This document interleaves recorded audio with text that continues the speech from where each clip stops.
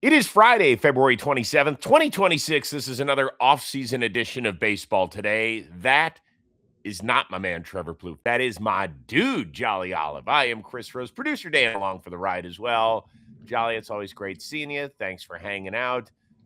You look like you're just escaping from Alcatraz with the knit cap and everything. Is it still that cold in the Northeast? It's a little chilly up here. It was more I didn't really feel like doing my hair today. Oh, God. And I wear green because I'm the olive. Come on. Yeah. I'm really curious to see what's under that. I No, want to see you what won't. Not on camera. I'll show you mine if you show me yours. Yeah, I'm sure you will. I'm sure you will. Okay.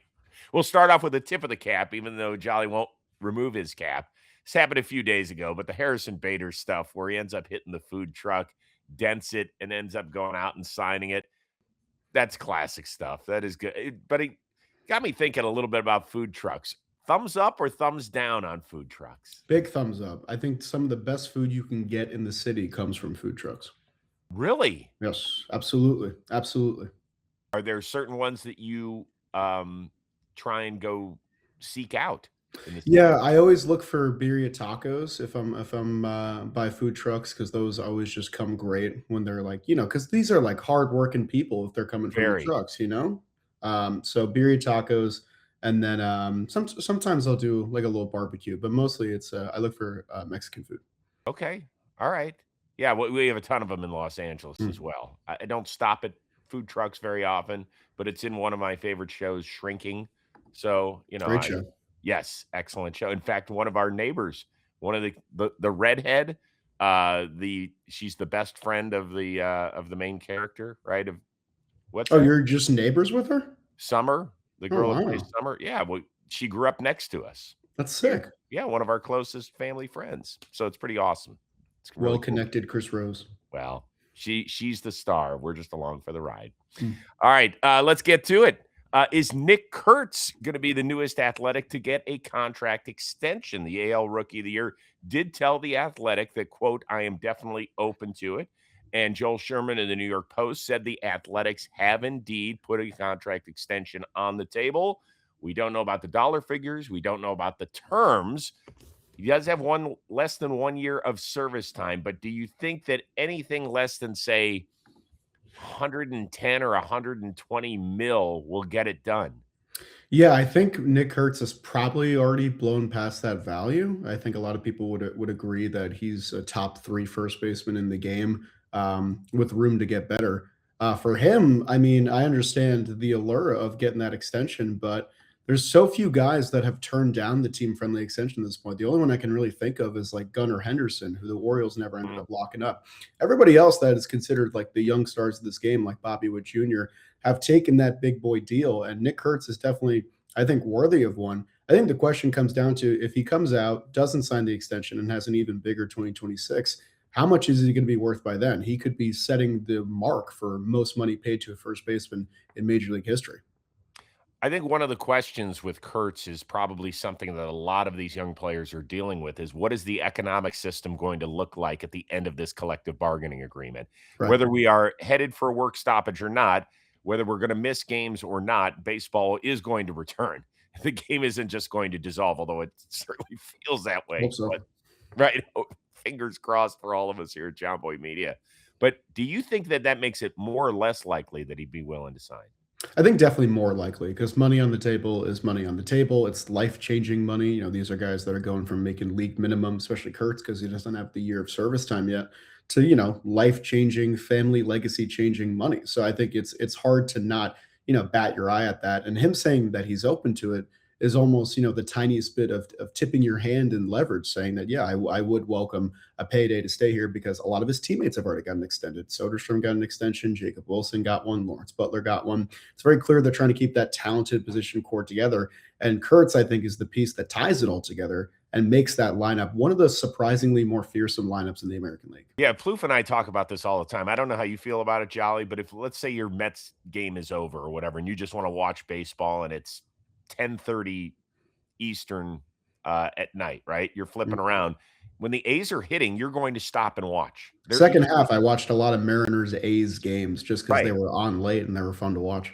Totally. Totally. So a couple things to keep in mind here when you're considering exactly how much Nick Kurtz might end up signing for. Roman Anthony last year, 2 months into his big league career, gets $130 million, which is pretty good. Wander Franco, obviously, we know the issues that's going on off the field, but when he was on the field, after 104 days in the show, he got $182 million. He played a premium position. Nick Kurtz is a first baseman. He's not going to win any games with his legs either. But as far as bats go, if you were to have a draft right now of guys that are 24 and under, there's not a lot of guys that are getting taken ahead of him. I agree with that. I mean, Junior Camaro's up there, although he might be older than 24 at this point. Mhm. Nick Kurtz is minimum a top 3 pick in that draft. Yeah, and we'll leave you with this. As doing a little research of this through The Athletic, they put together an amazing stat about him. Players who hit at least 36 homers and slugged 619 at age 22 or younger. Kurtz is part of a group that includes Mel Ott, Jimmy Fox, Joe DiMaggio, Ted Williams, Eddie Matthews, A-Rod, and Bryce Harper. Those are some names you hear on JM Baseball Trivia a lot as easy answers for every great list ever. So, That's pretty remarkable. yeah. And I think the number of home runs that he hit either to center or left center out of the 36, it was a substantial number. So this is a guy that already knows how to stay on the baseball, drive it the opposite way. Pretty impressive stuff. All right, let's move on. Giancarlo Stanton, even though he has yet to have a spring training at bat, he got to the newsy area of Major League Baseball the other day. He was quoted as saying that elbow injuries have cost him some time over the last few years. They're so bad, they won't even allow him to open a bottle or even a bag of chips. Now, MLB Network's doing their 30 clubs in 30 days or whatever they're calling it these days. And so they visited Yankee camp and they talked to Giancarlo about these latest issues. That's one thing that's not going to go anywhere until I'm not swinging and working out and doing all that. So it'll be a maintenance thing always. It's not worse or better than it was during the year. It's just going to be a maintenance thing. And I usually don't play in spring until March anyway. So just building up and being ready to go. All right, so Giancarlo's saying no big deal. I've dealt with this. Aaron Boone was on the broadcast and asked about it. He said, listen, it's something he's just dealt with his entire. What do you think? Is there a reason for concern? I mean, there always is kind of with Giancarlo and health. I mean, Giancarlo, as long as he's been a Yankee, has been the king of the quote in a good way. He's been very accountable and basically has never had a media slip up. So I do appreciate his transparency as the third party fan. I also kind of went through this as a Mets fan with David Wright when his back was debilitating and all he wanted to do was just get out there, even though he was in constant pain.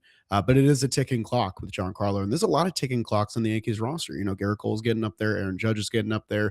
So the immediacy to win must be, a very prescient feeling in the Yankees clubhouse. Giancarlo, though, I believe him. I believe that he's in pain, and I believe that he's going to play through it because he's that kind of player. He's been that kind of player throughout his entire career. It's just a question of it's always been the legs with Giancarlo. You never really think of the arms as being the issue. That is what's scaring me because the Giancarlo whose power is sapped potentially because of these elbow injuries really provides no tools to the Yankees lineup. His tool is his bat to ball skills and his power. If that goes away, I'm not really sure what the future looks like for Giancarlo and the Yankees, but I'm confident that he'll put together some games this season. Yeah, the numbers ever since he became a Yankee, when he's in the lineup, sensational. But the key part of that phrase is when he's in the lineup. Last year, 24 homers. For some people, that's a great season. He did it in 77 games. That's utterly ridiculous. He hasn't played, though, 140 games since 2018. And I don't think any reasonable Yankee fans, and there are some out there, expect him to. I mean, really, what do you think a good number for him would be this year in games played? I think if he matches what he did last year, you take that to the bank because Oh, Giancarlo at this point is kind of the mercenary for hire for the Yankees. The Yankees always get off to a pretty nice start and then hit that kind of slog in the summer. If Giancarlo comes in for the slog during the summer, I think you take that to the bank because if you try and overextend him and push him, you may lose him for the playoffs where you're really going to need him. hold on. You think they'd be okay with him playing less than half the regular season games? Okay is a strong word. I think you have to temper your expectations with Giancarlo. I mean, you said it yourself. The games played log in his Yankees tenure has not been great, except for really that first year. So if I'm a Yankees fan who's kind of grounded in the reality of the Stanton situation, give me that half a season as long as he's playing to that absurd potential that he was last year.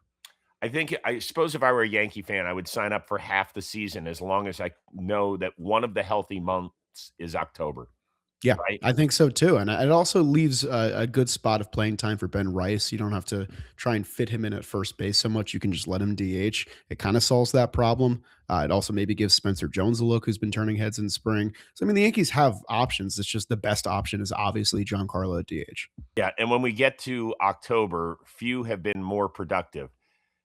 Just to kind of give you a little bit of perspective, the all-time postseason home run leader is Manny Ramirez. He hit 29 of those in 111 playoff games.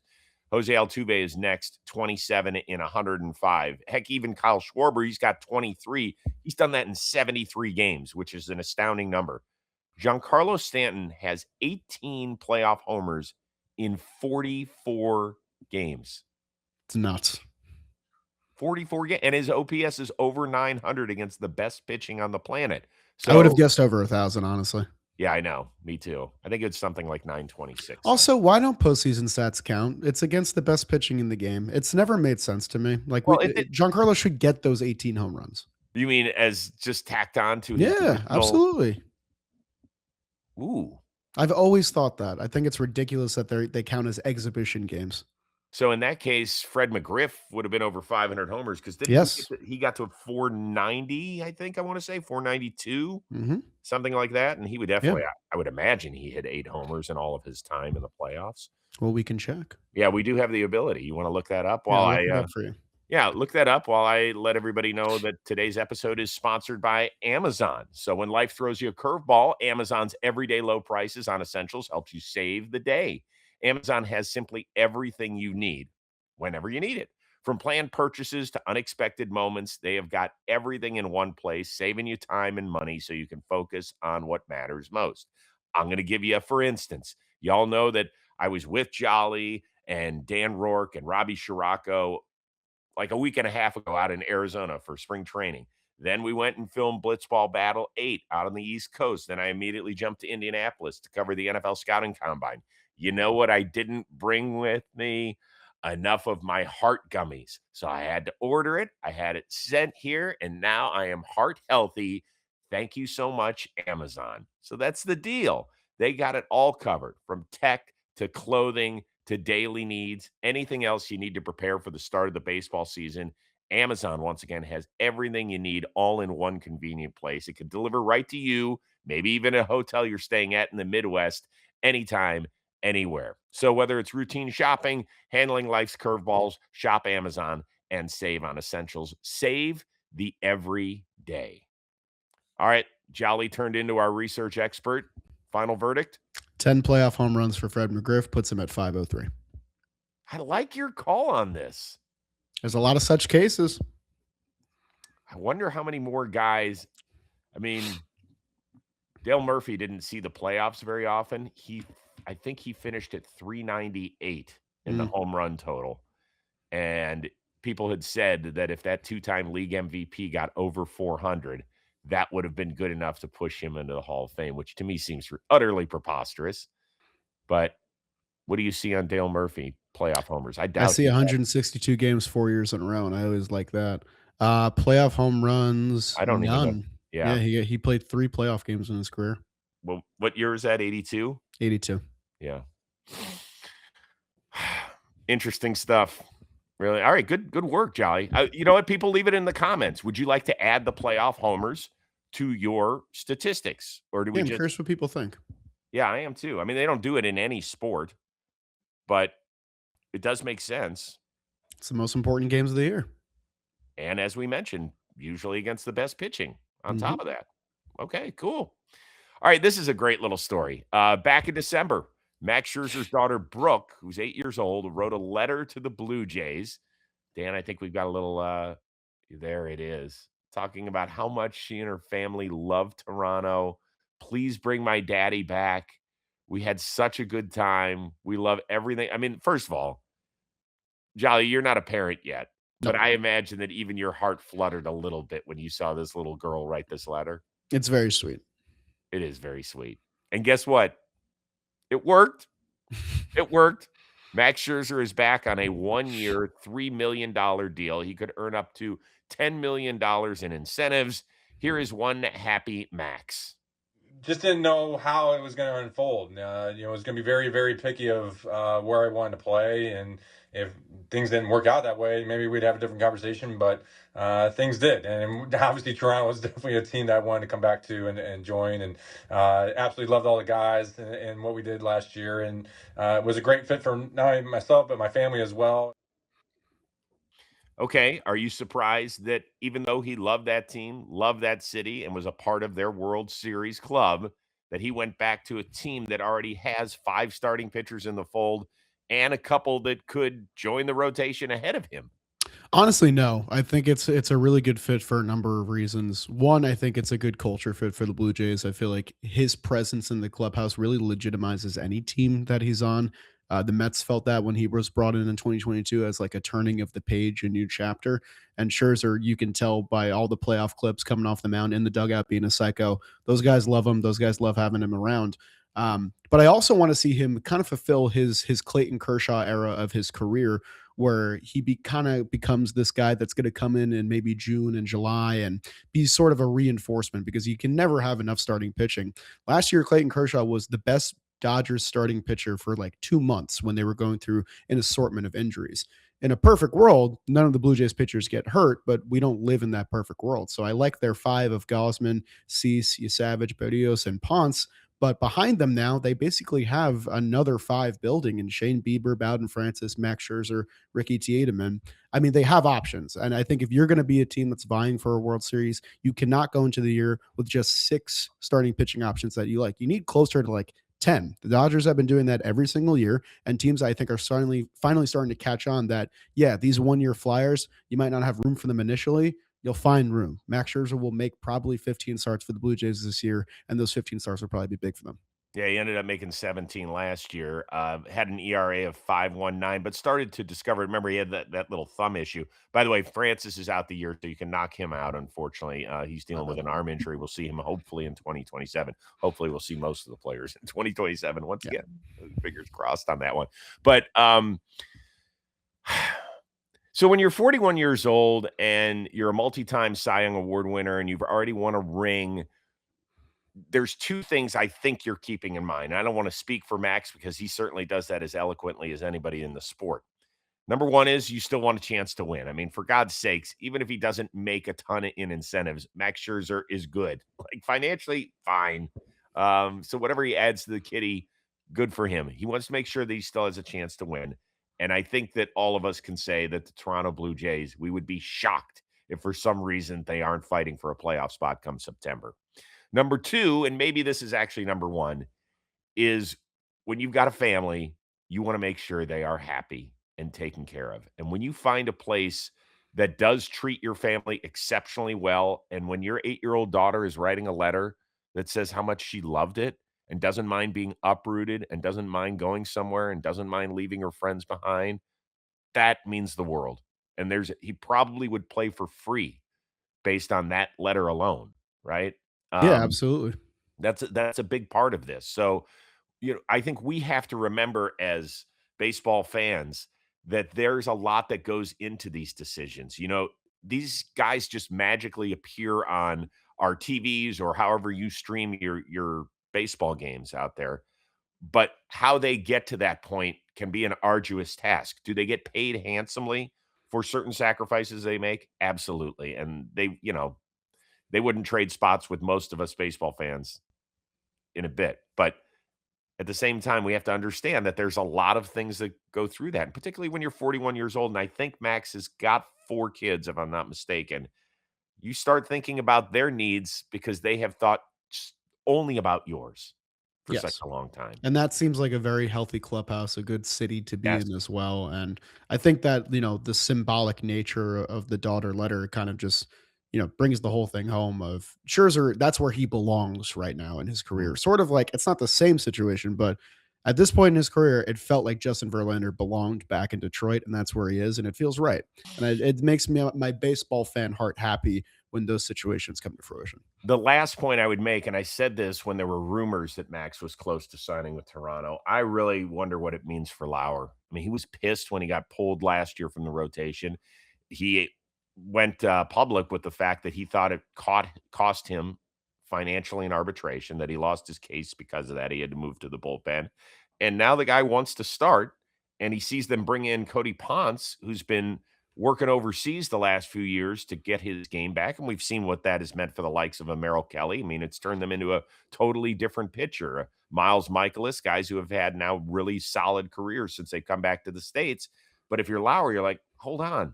Like Ernie Clement called me the team MVP last July, and now I'm getting shoved aside again. And if and when Bieber is healthy from his arm injury, like I'm going to get pushed further down the line. Like I am still trying to make my financial living here. I do wonder if he goes into the front office and says, "Hey, give me a shot to go start somewhere."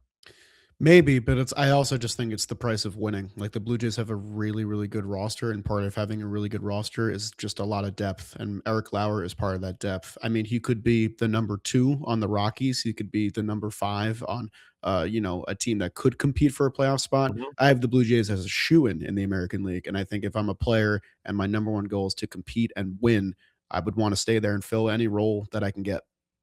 All right, real quickly, I told you about the incentives that Max Scherzer could get. So he earns an additional $1 million when he reaches 65 innings pitched, and then with every successive 10 innings after that, 75, 85, he gets another $1 million on top of that.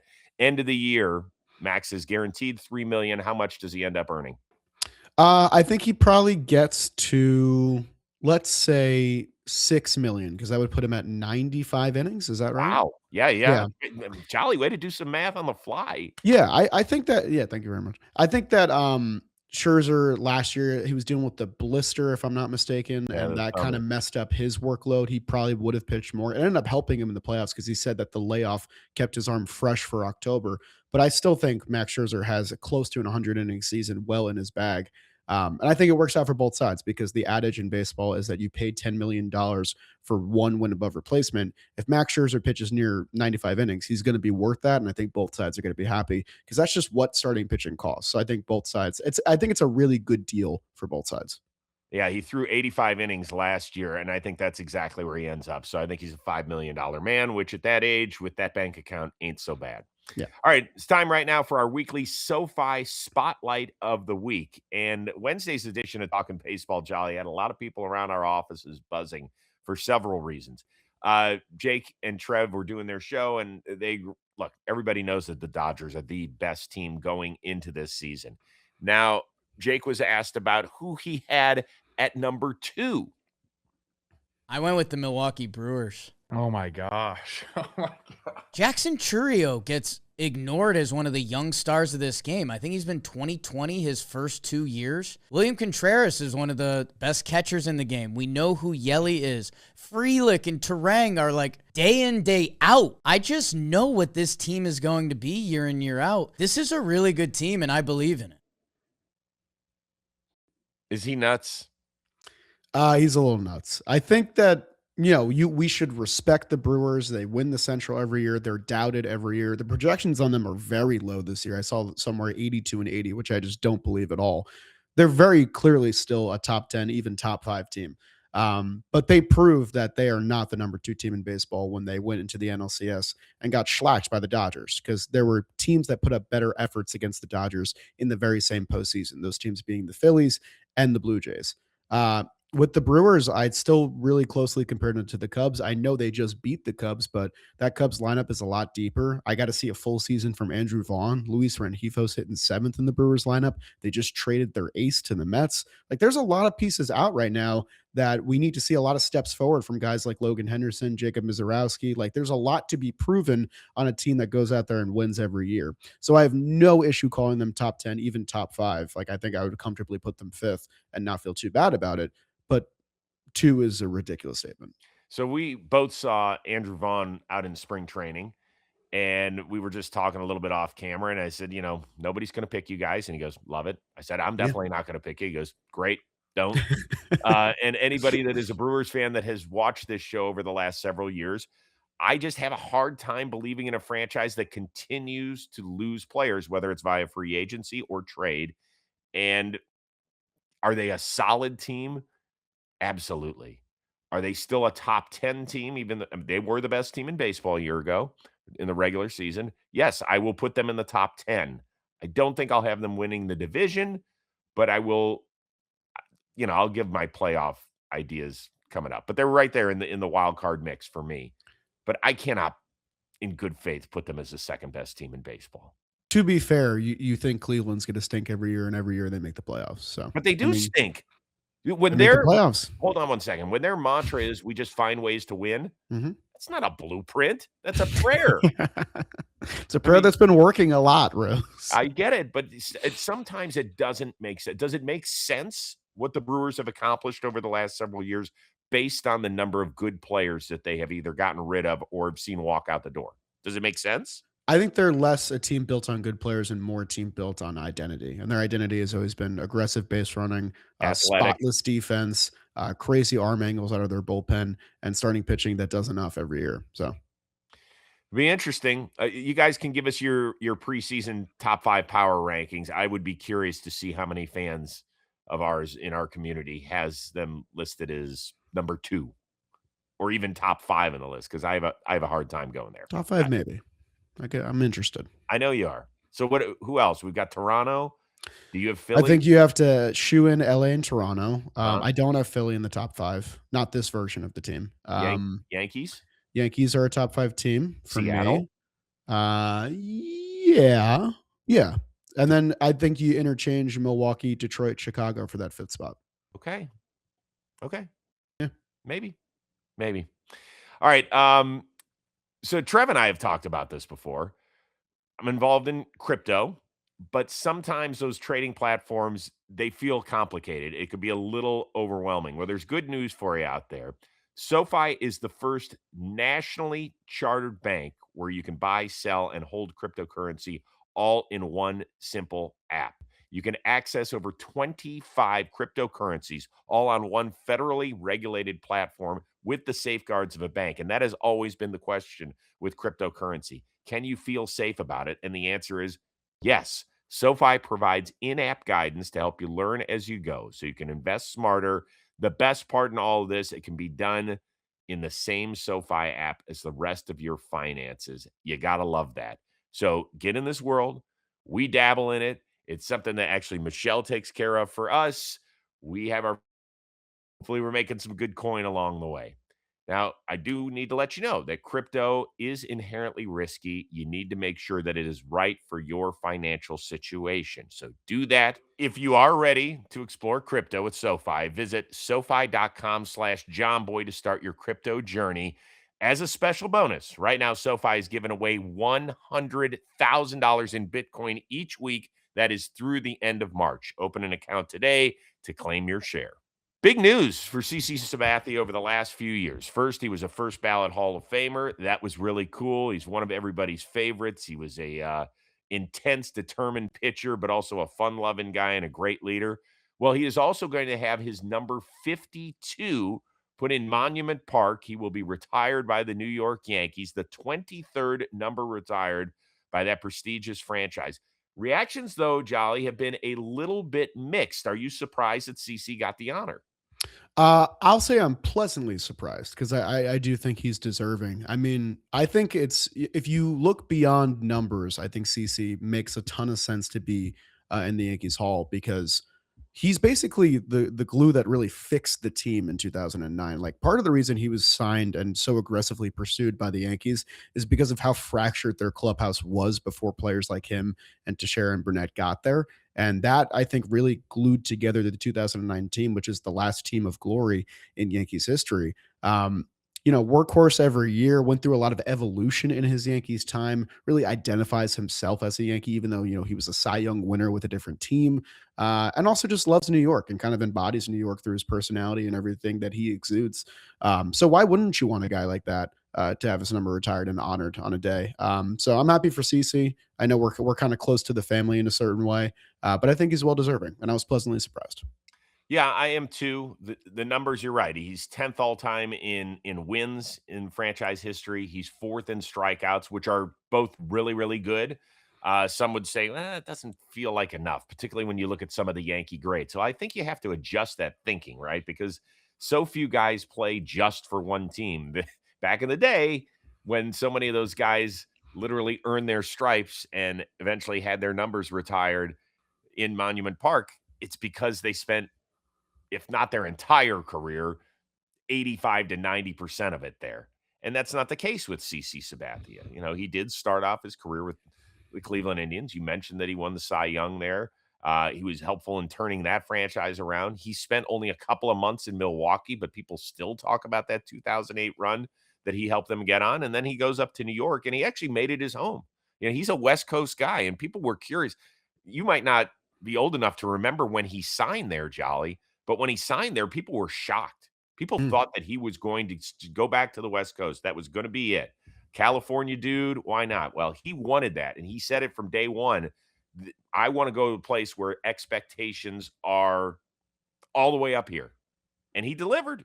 He delivered in his very first year. He was the ALCS MVP during a 3-man rotation. They beat the Angels that year. And his leadership, people still talk about what he did in Tampa Bay that year where he hit the Rays intentionally. And it cost him $500,000 in his contract and incentives. I think the team ended up making him right. But still, the point that he went out and did that is something that Yankee fans will forever gravitate toward. So I think it's great. It's really cool. Let's leave it with this for 2 minutes. What does a player have to do to have a retired jersey for your beloved Mets? Be part of a World Series championship. I think if you're retiring numbers without the ring, and there have been players in Mets history, like David Wright, that have had their numbers retired without rings, but I think that is just the most significant kind of tipping point where fans can start to really get on board with it. There's obviously the franchise records argument, but I think just like being the best player on the team for a large stretch, like being the face of a team, like Mike Piazza was for a certain time, like Wright was for a certain time, like Strawberry was for a certain time, that helps your case as well. And like really representing the team with, good personality, good class, all that stuff. So I don't really know who the next Met will be to get their number retired. It might have been Pete if he stuck around, but now I'm not entirely sure. He is the home run king, but we'll see what comes of that. Maybe it's Lindor, but I think that I view number retirement pretty seriously as a fan. So I want to be taken seriously. I don't want it to be like overdone and then, it kind of gets disparaged in that way. So I'm perfectly comfortable with teams, kind of protecting that a little bit. I think the Mets were too protective for a long time. And now they're sort of getting back into honoring players that should be honored. But we'll see who's next. So you're okay with David Wright? I'm a little confused. You said win a World Series. Obviously, David Wright. There are special cases. Like it would be one thing if Wright had 8 great years here and then he didn't sign the extension and he went somewhere else and probably got more money. Mm-hmm. He probably wouldn't have got his number retired then. He probably would have maybe achieved more in his career. But I think it came down to him prioritizing wanting to be a Met, and I think that alone should get his number retired. Yeah, I would love to hear everybody's thoughts on this in the comments because I think this is you don't think about it that often, but it is kind of a hot button issue as to how we want to remember our people. And I think it gets harder and harder in today's sports with so much player movement, right? Yes. It's not like it was in the 70s and 80s where guys grinded it out with one team. Or maybe 2 teams. And like I said, played 85% of your games with one franchise. There are people that are still pissed in Cleveland that Jim Thome got a statue. Really? A lot of people. Oh, absolutely. That's surprising. Well, people don't remember this, but he kind of said, hey, I want to finish my career here. Ended up signing a free agent deal with the Phillies, and then he bounced around from team and doesn't finish his career in Cleveland. It's possible that he doesn't get that statue out there. Statues are a little different than retired jerseys. Definitely. But like Jose Ramirez is not going to win a World Series most likely. But he'll probably get a statue though. He'll probably get a statue, and number 11 will definitely not be worn, however long they want to wait until after he's done playing. But that's an easy call for this franchise. I don't know if there's anybody else, and even during the recent run. I mean, over the last 30 years, I would say. Kenny Lofton was in and out too much. Albert Bell didn't spend enough time and kind of ended on a sour note. Omar Vizquel, put the other issues aside if you can, strictly as a baseball player I'm talking about. It's probably hard to retire his jersey. I don't know if there's anybody else for my Grady team. Sizemore. Would have. Yeah. If he had stayed healthy, he definitely would have. I think he would have been in the conversation. Love Grady. Oh, God, he was good. Boy, was he good. All right, this episode of Baseball Today was sponsored to you by SeatGeek. Offseason nearly over. That means we got spring training here. World Baseball Classic right around the corner. Cannot wait. Regular season games are there. NBA, NHL, they're in the back third of their season. Hey, what about the World Cup? It's coming to North America this summer. That's why we want to give the sponsor of today's video, SeatGeek, a huge shout out. More than 35 million downloads. That has made SeatGeek the #1 rated ticketing app around. So you've got all these wonderful sports that are happening. Go get your tickets now. You already got the baseball schedule. Plan a trip. It's always fun to see new ballparks. It's always fun to see your team play on the road. It's one of the great enjoyments for me as a Cleveland Guardians fan. And guess what? I got a code for you as well. It's Baseball 2026. You're going to get 10% off your next set of tickets at SeatGeek. That's 10% off any tickets. Promo code is Baseball 2026. Click on the link in the description, download the app, have the code automatically added to your account so you can use it later. All right, that's going to do it for us today. We will see you again early next week. We're inching closer back to 5 days a week. We cannot wait for that. Jolly Olive, I know you are a very busy man, and I greatly appreciate it. Thank you. One last time. You don't want to? Here, Nope. I'll show you my look. Nope. This is it. It looks great. Actually does look pretty solid. There's actually nothing under here. You It's stopped. all gone. It's all gone. You got the best hair in the building. I don't know about that, but I appreciate you. That's true. For our one-of-a-kind producer, Dan Rourke, my dude, Jolly Olive, I am Chris Rose. Everybody have a wonderful baseball weekend. We'll see you next week here on Baseball Today.